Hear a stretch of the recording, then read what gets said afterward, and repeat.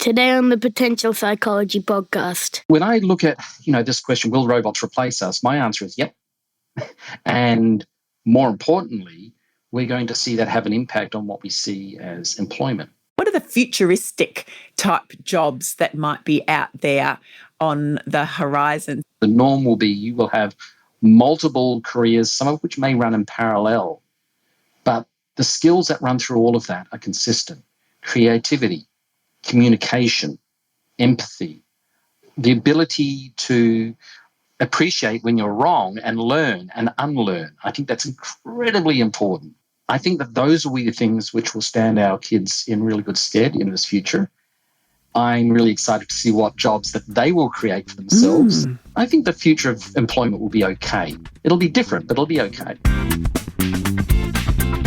Welcome to the Potential Psychology podcast. I'm your host, psychologist Ellen Jackson, and this is the show in which we explore what it is to be human and how we as humans can fulfill our potential. Hello, it is Ellen here, host of the Potential Psychology podcast, back with my co-host for this season, Dr. Jo Sweeney. Hi, Jo. G'day. This is our final episode on this series. This is our wrap-up episode. It is a little bit sad because it's been a series of really wonderful conversations. And it will not be the end because, Jo, you have been a guest a couple of times on the show previously, and I have no doubt we will have you back in the future. And I do believe that you and I are doing some cool stuff in Sydney at some stage in the coming months as well. So, oh, yes. Yes. So we'll let everybody know a bit more about that when the time comes. But today we are going to wrap up our conversation about the future of work and the role that parents can play in preparing our kids for that future, and of course the little bits that we learn about ourselves and what we can do for ourselves along the way. And this is going to be a little bit of they're all fun episodes, but fun in a different way because we're going to talk a little bit about what the future of jobs might look like, but particularly as it pertains to technology and some of the cool stuff that might be coming up. What are the futuristic type jobs that might be out there on the horizon? So, Jo, the underlying premise of this whole conversation has been that we've done some research, or you've done some research, asking parents what it is that concerns them, interests them, they feel they need to know, their perception of how the education system is preparing their kids for the future of work. What is it that parents were asking about this more futuristic element? Well, the number one question was, will the robots replace us? When you boil it down, there's this real fear that technology is going to replace us. Now, the way that many people in the tech field respond to that is, yes, of course, some jobs will change, but more jobs will be created. There is no evidence that's true. Mm-hmm. In fact, when I do my analysis, I look at it and I realize that we will have jobs that just will not be replaced, and there will not be a sufficient number of new jobs created to replace that job. So an example of that would be bookkeeping. Bookkeeping is now going onto your phone. You take a snapshot, or in some parts of the world, less so in Australia, you don't even need to scan these receipts anymore. They just show up on your account based on what your credit card has. And that information is then analyzed, and using patterns and great algorithms, it's automatically put into the right tax code for you, and all the rest of the stuff just happens. Now, here's the interesting thing. In Australia, there is a 60% shortfall in accounting jobs. Who wants to be doing bookkeeping when there's a 60% shortfall in the really fun stuff like the tax analysis and so forth? But AI and these software solutions are going to increasingly edge up into those knowledge worker roles and automate them, to the point of where we have to really ask, what is the role of an accountant in, say, 20 years' time? What does that look like? It will certainly be extremely different. And maybe that 60% of staff they can't find to do the bookkeeping at the moment just won't be needed. There will not be that role. There will not be another job for them. It just doesn't exist. So when I look at, this question, will robots replace us? My answer is yep. And more importantly, we're going to see that have an impact on what we see as employment. If you look very carefully at employment figures, in Australia, but also globally, you'll see that there's a lot more underemployment happening. And some countries have tried to approach that by, implementing a 4-day work week or other mechanisms. But the reality is unemployment has an economic issue, which the government can sort of look at, but it also has a personal issue. What do we do to fill the time? What becomes the new roles to fill that gap in what we are? Big question. Will robots replace us? Yes. Ramifications of that? Humongous. And I'm wondering, I again, I always see this through the kind of human behaviour lens. So when we're asking, will robots replace us, do they mean will they replace us as human beings, or is it something to do with robots will contribute to the evolution of jobs and roles and the way we work potentially? I think we're safe for at least another 30 years as a species. That'll see out my career. And actually, that's not just a joke. Yeah, I do not see that humans will get replaced by machines, and we will die out as a species. We're much more likely to kill ourselves off through just the damage we're causing the earth or just sheer stupidity. By the way, I don't believe that's going to happen. I think that we've got a very, very long future. We're very adaptive. We're very, very adaptive. It's quite possible if we really want to go science fiction, the more likelihood is that with the technologies of molecular scanning, our neural systems will be embedded in software. Ooh. In other words, we'll become immortal inside computers. Ooh. But that's at least another 35 years. No, that's probably a long way off. That's very William Gibson-esque. Very science fiction. That's science fiction. Let's look at the reality, though. The reality is automation. Let's stop calling it AI. Let's call it automation of repetitive, intelligent tasks. That's going to have a big impact. But there's plenty of jobs that go well beyond that skill set. So I see it as basically humans being augmented by robots, but also robots being augmented by humans, which is a field that not many people are looking at, but it's very real. And there's huge potential growth in professions in that space. Fascinating. And so what are some of these kind of, if we want to get a bit science fiction about it, just for fun in our final episode, what are some of these things that we perhaps not even quite conceptualising yet, or the majority of us certainly are not conceptualising? It's so hard to predict the future. Well, this is where it's just fun and play. So actually, the last question in our survey was, randomly give us some crazy ideas for future jobs. And we got some really interesting ones. One of them I mentioned earlier, which was actually on a forum, an art forum, which was AI prompt developer. And what they mean by that is when you've got these new artificial intelligences artists like Midjourney and DALL-E, and you write a natural language, you write in English or whatever language you've got, you write something like a portrait of Meryl Streep as a vampire driving a sports car, cinematic lighting, 80 millimeter lens, photorealistic, done by DALL-E. Yeah. Oh, I'm trying to imagine that as you okay. Yeah, exactly. And the results that these AIs come up with are sometimes horrendous and sometimes marvelous. So there's a real skill in how you talk to those systems. You learn the nuances of those AIs about where they're drawing their data from, how they're thinking about putting images together, and you use that to shape the language you're using. And I believe that there will absolutely be people who specialize in creating prompts for AI art engines. And they'll be employed by media companies because they'll be a lot cheaper to have one person producing 1,000 pieces of art, of which maybe only 100 are any good per day, as opposed to having 100 artists working every day. Yeah. That's literally what we're looking at. Is that good for the art movement? No. But what we also see is that there's a big role then for artists, and this was another job, was artists taking the AI's outputs and making them better, correcting them. So boosting their productivity. In other words, using AI as an assistant rather than as a competitor. There's that augmenting piece. Yes, AI augmented artists. That was one of the roles that we saw. But some of the other things that we saw was Chief Productivity Officer, which is actually a role I've discovered really exists. Yes, I was about to say, I'm sure I've heard of those somewhere. Yeah, but the difference in this one, the way that it was described in the feedback was they use big data from collaboration platforms. In other words, they're taking all, everything we're doing is being recorded. So they're taking all that information. They're using these big algorithms to figure out how could meetings be run better? What processes are getting in the way of the company being most efficient? Actually, they didn't say. They said, what processes are pissing people off? So, that chief productivity officer isn't a number cruncher. They're actually somebody who's constantly looking across the organization and figuring out how can work get done better using the existing environments, making recommendations to people. So there's a strong human resources tie into that. Another job that came up was robot consultant, which are people who come into your house and teach you how to use the new robotic devices that you've got to be the most successful, teaching you how to use your television, teaching you.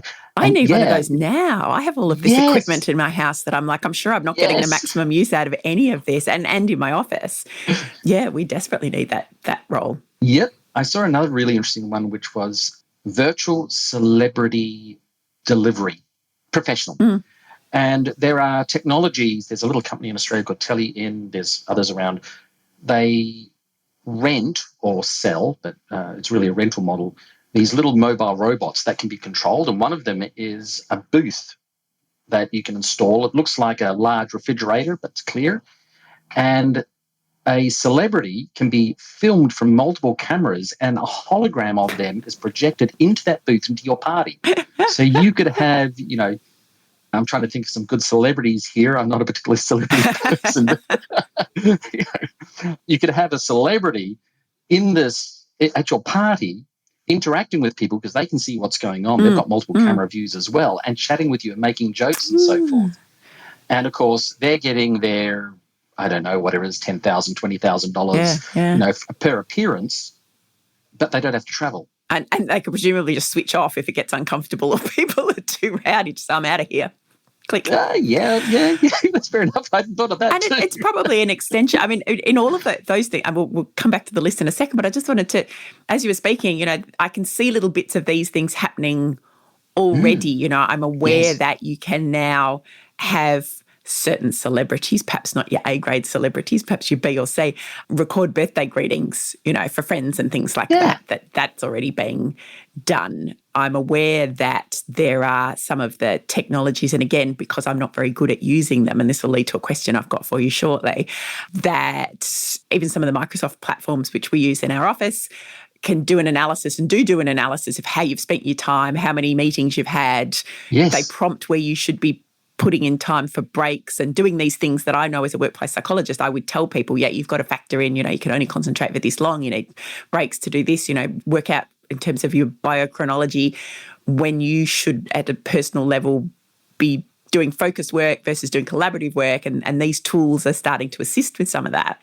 Yeah, absolutely. Actually, biophilic designer was another role, which is somebody who will actually redesign those cubicle hell offices to being something which is really, really not just environmentally friendly for the energy efficient, but also much more energizing for the humans inside. That's a growth topic, I think, certainly in psychology. I've got a paper on that. Yeah, well, certainly, that environmental psychology, which is a quite a broad field, but part of it is really starting, and it's an emerging field, looking at the interplay between the human experience and the built environment and the physical environment. So I've had the biophilia type hypothesis for a while now, and there's a lot of work being done in that. But I think particularly around building construction and design and what we're starting to learn about the impact of that on our human experience, and then creativity and productivity and all the workplace stuff. Yeah, and I'm sure there'll be a lot of technology involved in that too. And this is a perfect example of the type of change in the workplace. So there was a company I interviewed. This was actually just prior to COVID. I did a study into workplace design and the impact that it has on productivity and people and all that good stuff. But there was a company that was really a office furniture import and setup company. Their fastest growing part of the business was biophilic design.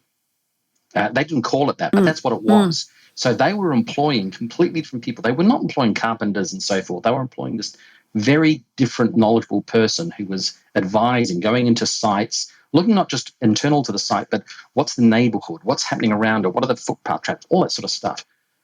And, there's a great example of a traditional company that's seeing itself economically challenged by basically commoditization of manufacturing through robotics, no less, moving into this next higher level. And I think that's a great example of what we should be thinking of when we talk about this. One of the other areas I thought was a great title that came up was Rewilder. These are professionals who are responsible for reversing human-caused environmental damage when helping restore the environment. Now, big mining companies already have them. Yep. That's going to be a major growth area. And it's not something that computers will do. So there's both physical aspects, but there's also, we know that drones can be used to plant trees in massive numbers and help with this. But the design of it, the thinking of it, knowing how, making the decisions on how to basically re-heal parts of the planet so that we don't die out as a civilization. Big growth area. Yeah, and exciting. My mind turns to things like, I know I've seen some discussion about the ocean and how little we actually know about the ocean and some of these regeneration projects around kelp farms and some cool stuff that's going on there, which if you think about where are and I don't want to use the word exploited because it's almost the opposite of exploitation, but where are the things about the world that we really haven't gone to yet? I mean, you might think about space, but, the depths of the ocean's probably a pretty cool place to start. Yep, and there's some really worrying data from that, and there needs to be work done on it, and, it will be done. And these are new growth areas. So your child could be a rewilder, which is just such a cool name. Rewilder, which is a great name, isn't it? It's a very cool I name. sort of think of Maurice Sendak, where the wild things are. With this little wolf suit and so. Make the world wild again. Yeah. Garbage designer was another interesting one, which was somebody who looks at patterns of waste coming in and creates projects around certain classifications of waste to repurpose them.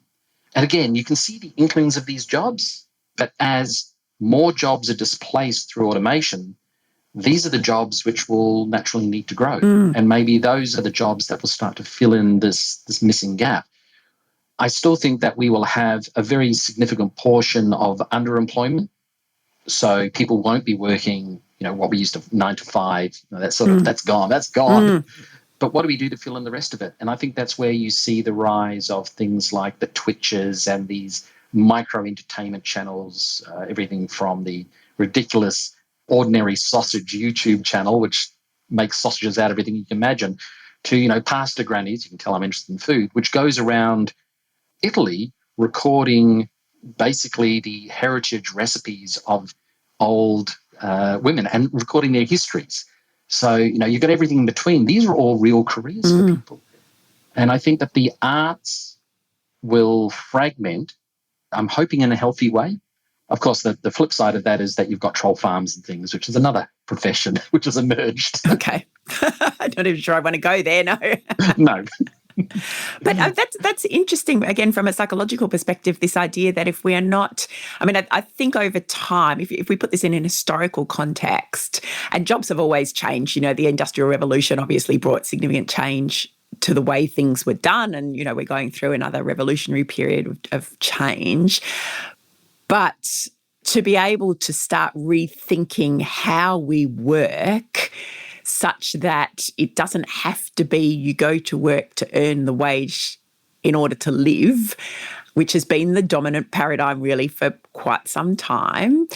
And therefore it is a 9 to 5 or an 8:30 to 6 or whatever that might look like for you. If that's starting to break down and shift, is there then, yes, this opportunity to incorporate more of what is meaningful, more of our unique strengths and passions, and be able to create that as an income source? And, we kind of go back a bit to that gig economy. And again, from a psychological perspective, when you think about the things that light people up, if you have an interesting job that you're already enjoying, but you also get to travel around Italy and uncover these, heritage recipes. 104-year-old women making amazing if you get to do that as well, you're living life if that's your thing. You're living life. I would like to think that would be the future for many of us, but we have to be realistic. Not everybody fits that mold.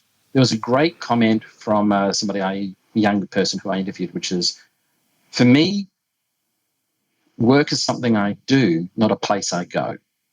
And then we started talking about privilege. They came from a relatively middle-class family, which in historic terms lived like freaking kings. We have to say that, one of the things that capitalism has done, despite, challenges that youth will put up against it, is that it's really lifted into middle class to living in a society which is unthinkable of even billionaires at the turn of the century. We can go overseas and do things. And, there's all this stuff that we have, plentiful food, that just didn't exist, say, 150 years ago for what was then the middle class. So does privilege actually play into this ability for children to live into jobs that both give them meaning and not? Are we going to create another underclass? I think in the short term, yes, based on the data that we're seeing out of global economies. But I think in the long term, no. Coming back to those issues of this is not sustainable because so many of those drudge work jobs are going to be replaced. And so there will be no choice but for people to engage in the things that computers are really not good at currently, for at least the next 30 years or 50 years or so. And that is things such as the communication, the arts, expression, all of those very human traits. Critical thinking. Computers aren't good at critical thinking. They're good at linear thinking, but that ability to switch it up, just not there. A big part of this, though, and the folks who will be really successful in this space will be those that have focus so that they can just focus on a narrow thing. Very difficult people like me with ADHD and dyslexia. But being able to focus, but also being able to communicate and promote yourself or promote your band. Because I think a lot of this won't be individual. I suspect we are seeing clusters of people coming together around these like-minded concepts and then forming if not a formal business, at least a clan, a tribe. And sometimes they're referred to as that. Yeah. And I like to think that, whilst we talk about the people who might be successful in these roles, of course, there is always that question of what is success? And good question. We're not going to go into that necessarily, but I think if it does afford us an opportunity and coming back to the idea of, what can we do as parents to help promote the future or to lean into the future or to get comfortable with the future and to help our kids be the best version of ourselves going forward. If this change and if we can talk about hope, if we can talk about opportunity, if we can talk about possibilities, even if we can talk about the things that don't even exist now and give kids the confidence that that's not a scary thing, and then overlay it with this idea that success can be just enjoying what you do. And you mentioned before the child who said that, work is something that I will do, not somewhere where I go, which I think is a really pertinent point, but that work for some people will always continue to be something that I do to fund the life that I live outside of work. And if that is being able to give back to your local community, your footy club, your family, all of those sorts of things, then that is equally success. But I think it's breaking away from this mindset of I have to kind of go to work and I do this. If you make work fun, make work enjoyable, give people the option to do things that really align with their strengths, whatever that may be, see it as a whole of life thing and not just, not just one and then the other. Yeah, I strongly agree with that. And that cuts back to that issue of, resilience and anti-fragility and hope and all of those things, being able to set your own goals, really, really important. I think one of the key parts of this, it's about life, is that to understand that any particular career, or I don't even, the concept of career actually exists anymore, certainly not based on how we would look at it in historical sense. But it's this idea of you're going to constantly stay relevant. And relevant is this replacement word for success. I'm staying relevant to what I want to be. And that means constantly adapting, constantly learning, changing this notion of career, changing what you do, bringing those skills that you learned, that you were applying in one part of society and earning some money from it to another part of society and earning money from it. I started life, when I left school, I wanted to actually go into the arts. I love digital art. Back in those days, digital art really didn't exist. You're ahead of your time. But of course, programming was much, much, much, much, much, much more lucrative. So I took programming.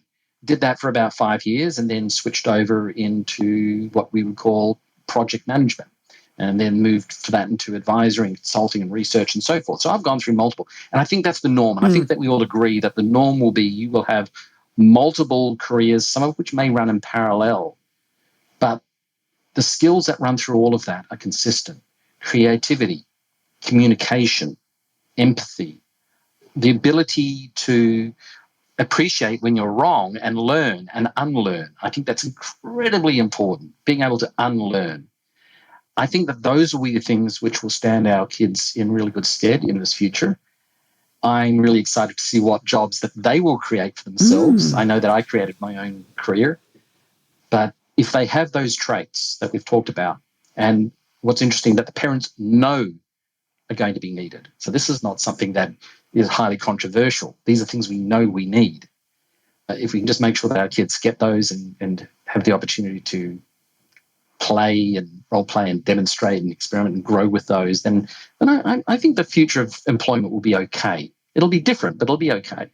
And I think that's a really lovely way to wrap this up, Joe, because I think you've articulated not just the things that we will need, but that sense of hope and opportunity that comes from that. So whilst parents might have been asking questions, or right at the very beginning of our conversation, we talked about, what are parents fearful about in relation to the jobs of the future. I hope that through this series of conversations, we've helped perhaps shift that to a little of, yes, there are new and maybe uncomfortable and certainly different things to come, but that we should not be fearful of this. We can control what we can control. We can do what we can.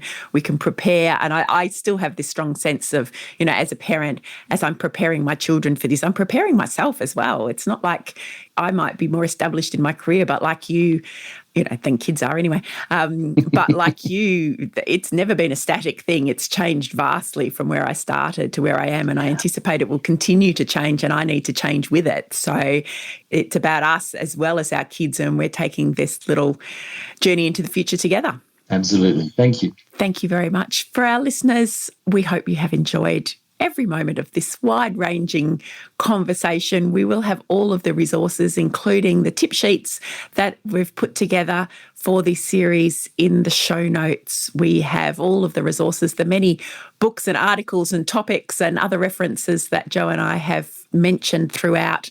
They're all in the show notes, as well as, maybe anything else we can think to add between now and when we put all of that together. So, Joe, thank you again. We will have another conversation about who knows what into the future, but I really appreciate your insight, your experience, your knowledge, but also your willingness to have a fun and insightful and challenging conversation. It's where I most enjoy myself. I've learned a lot as well. Thank you so much. And I do encourage all of your listeners, please write us questions. Yeah. We learn as much from questions as we do from answers. Absolutely. Tell us what we want to know and we can shape that into future episodes. Absolutely. And that was the last of my conversations with Dr. Joe Sweeney about the future of work, although it will by no means be the last of my conversations with Joe. As we said right at the beginning, he is a fantastic guest and a great friend of the show, and I really hope that you've benefited from and enjoyed his insights and his take on what the future might mean for us and for our kids. I know I always enjoyed the way Joe thinks, and that always makes for great conversation. This was also the last of our Potential Psychology podcast episodes for 2022. It has been an absolutely crazy year, and I know we say that a lot, especially in recent times, and I'm very grateful for the fact that this year, for me and for my family and my work at least, has felt a little more normal than the past 2 years, at least on the surface. It has been incredibly busy, but there's been a return to some semblance of rhythm and routine. But then, as I reflect now on 2022, I'm aware too that while the day-to-day has been business as usual, or more business as usual, there has been quite a substantial shift not far beneath the surface for me. And maybe that's something that's happened for you too. Maybe it was something that happened earlier in the pandemic for you. Looking back, I can see that my shift was sort of like a wave building from about mid-2020, slowly gathering momentum. And what I thought at the time was a stopgap short-term contract role to run a local leadership program, a role that I took on because I was juggling a consulting business and a podcast and online programs with remote schooling and general pandemic chaos. And that all felt too much. So I thought I'd take on a part-time role and scale back the consulting a little. And I'm not sure that's exactly how it worked out. And looking back now, and as I say this out loud, I am questioning my logic. But regardless, 2.5 years on, I'm still very much embedded with that leadership program and the organisation that runs that committee for Ballarat. The contract role has morphed into a permanent part-time role, initially for 3 days a week and more recently 4 days a week. And it's weird because none of this is what I thought I would be doing 2 years ago. Absolutely none of it. But I'm finding that I'm loving working with a day-to-day team again. I have a wonderful team here at PPHQ, but we're scattered around the world, so we don't get to spend time together, not in the same space anyway. And with the new role, I'm loving playing a bigger part in our community here in Ballarat, meeting new people, being exposed to new projects and ideas and innovations, and really getting some insight into how a regional city works and how people work together to ensure its ongoing prosperity. It's really very different to metro life, having grown up in Melbourne and lived in Sydney for a long time. And the leadership program itself is a joy. It's a 10-month program, so we really get to know the participants. And I've been able to inject a lot of positive psychology practice into the structure and framework of it without actually teaching much PosPsych in the content. So it's not a traditional leadership development program in the sense that we don't teach theory or the practice of leadership. It's a community leadership program. So we're very much about learning about our community, who is in it, what are the challenges and opportunities, what does and could the future look like, and how do our program participants get involved in that. And of course, all of this new and exciting stuff means I've had to let go of other things in order to make space for the new. And that's always the hard part, isn't it? Letting go of the things that you love and have invested time and energy into when new opportunities come along, just because you can't do all of the things at the same time. So much of what has been potential psychology for the past 20 years is now on ice for the moment. And I truly don't know when it will be back or in what form, but I'm now okay with that discomfort and uncertainty. It has taken a bit to get okay with that. There has been some grief and there's still a bit of a sense of loss, but I am excited about the new, and there are plenty of cool community leadership projects in my future, and I'll keep sharing all of that on my social channels, largely Instagram and LinkedIn if that's where you hang out. And the very excellent news is that the podcast will absolutely continue, and I fully intend for it to receive more time and attention in 2023 than I've had available for it over the past couple of years in particular. So if you're not already subscribed to the show via your podcast platform, please do that now so that every new episode arrives in your feed. And finally, before I sign off for 2022, the all-important thank yous. Firstly, to my fab and patient and supportive team of podcast production superstars, Jay and Shari and Andy. There is a huge amount of work that takes place behind the scenes to bring a podcast to life, from guest liaison and interview setup to audio editing to uploading and distribution to website content to blog posts to social media promos to newsletters and all of the little in-between tasks. And Jay, Shari and Andy handle it all for me seamlessly. So big, big thanks to each of you. And next, our guests. If you've been a regular listener in 2022, you would have noted that our guests have been co-hosts this year, and I have thoroughly enjoyed this new format and the opportunity to talk in more depth and to really get to know my co-hosts and have a lot of fun with our conversations. And I hope you've enjoyed the fruits of that as well. So a big thank you to Marie McLeod, Mike Rucker and Joe Sweeney. And I think we'll keep this co-host format in 2023. Maybe a little, maybe shorter series, I'm not sure, but we will be likely to mix it up with some one-off conversations as well. So a little bit of what was and a little bit of what is, and it's all fluid and agile, and we'll kind of work it out as we go. And lastly, but very not leastly, that's not a word, I want to thank you for listening along with me wherever you like to do that, while you're driving, running, walking, working, doing things around the house. Wherever you listen to your podcast, you are the reason my team and I do what we do, and why we will keep doing that into 2023. So to you, thank you. We wish you a safe and restful holiday break, and we're looking forward to sharing the Potential Psychology podcast with you in the new year.